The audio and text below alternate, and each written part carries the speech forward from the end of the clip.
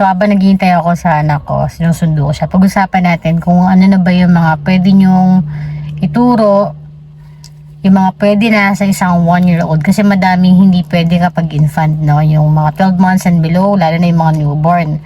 Pero dahil nag-first birthday na siya, so ito yung mga pwede na. Pwede na sa inyo mga 1-year-old. So, una, pwede na siyang kumain ng honey. Yes, kasi 'di ba less than 12 months bawal 'yan dahil sa posibilidad na makakuha siya ng infection, yung Clostridium botulinum. So, nalagay ko dito kung ano ba yung Clostridium botulinum na 'yan. So, at 1-year-old pwede na dahil develop na yung kanyang immune system, yung kanyang katawan. Pero para mas safe, hihintayin yung 2 years old. Pero kung remedy ninyo for cough, then pwede nyo nang ibigay. Another thing is pwede na silang mag-fresh milk. Yes. Actually, pwede na eh. Lalo na yung mga kumakain na ng solid food, yung hindi na nagdidepende sa formula milk, sa breastfeeding. So, pwede na kayong mag-mix ng milk. Pwede na siyang mag-start ng fresh milk. Provided na kumakain na siya 3 times a day, tapos balance yung diet. Merong Go, Grow, and Glow. Next, sa mga preventive measures, pwede na siyang magpurga. At 12 months old, pwede na pong magpurga ang isang 1-year-old. So, please go to your health center or to your pediatrician for the medicine. And syempre, may mga indication yan at contraindication. Pero at 1-year-old, yes, pwede na. Yung iba mga mommies, takot pa. Hindi ko alam kung bakit.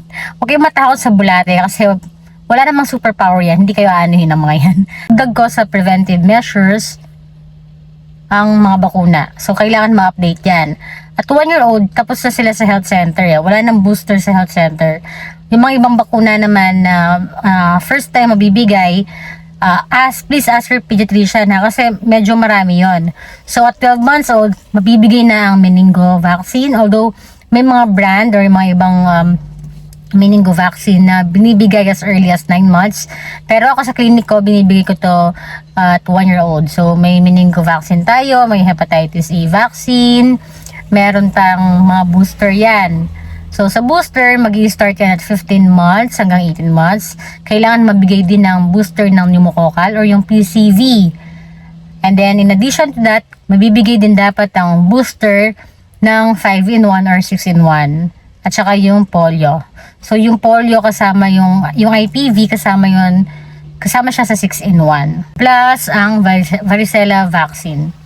At kung hindi pa nabibigay yung mga ibang bakuna na wala sa center, kagaya ng Japanese encephalitis, please, pwede nang ibigay din yon.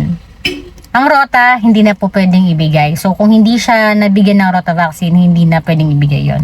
At 1-year-old, ito yung mga dapat tinuturo nyo na sa baby. So, walking. Pwede nyo nang i-assist maglakad si baby dahil yung kanyang gross motor, no?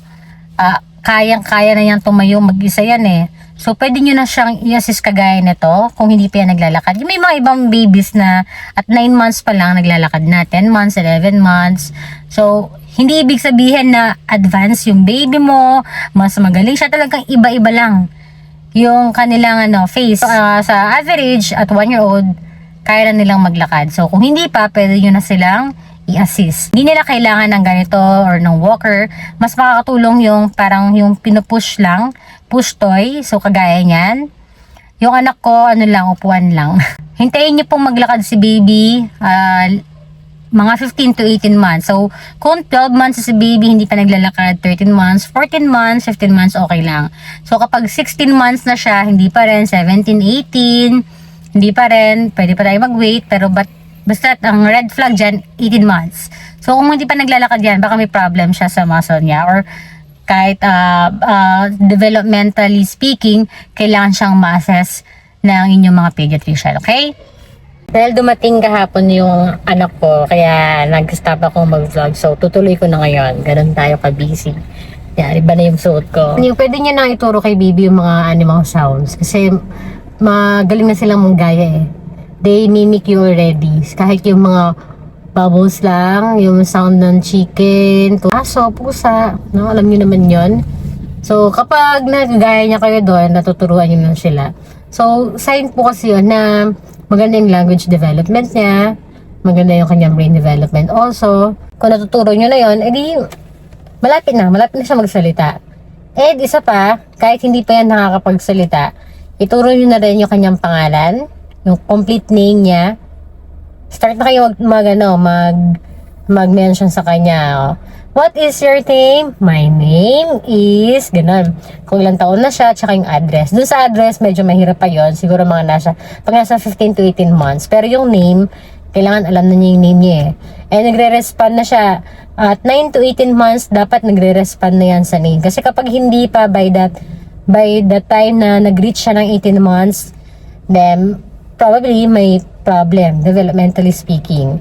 Sa 1-year-old, medyo marami-rami na ang pwede nyo ituro. Huwag lang basta kayo nagpapakain, nagpapaligo. Kailangan i-nurture nyo yung inyong mga kids, okay? And then, please, read them books. Yung storybook, bedtime story. Pero ano lang yun eh, huwag nyo hintayin na mag 1-year-old bago ko nyo siya basahan ng libro ha. As early as possible, basahan nyo ng libro si baby. Kahit hindi niya naiintindihan yan. Kasi reading books can stimulate brain development talaga. At saka yung kanyang language skill. Kasi yun yung wino-worry nyo kadalasan, mga mommies, kapag hindi pa nagsasalita si baby at 1-year-old. Pero hindi pa yan red flag. Okay?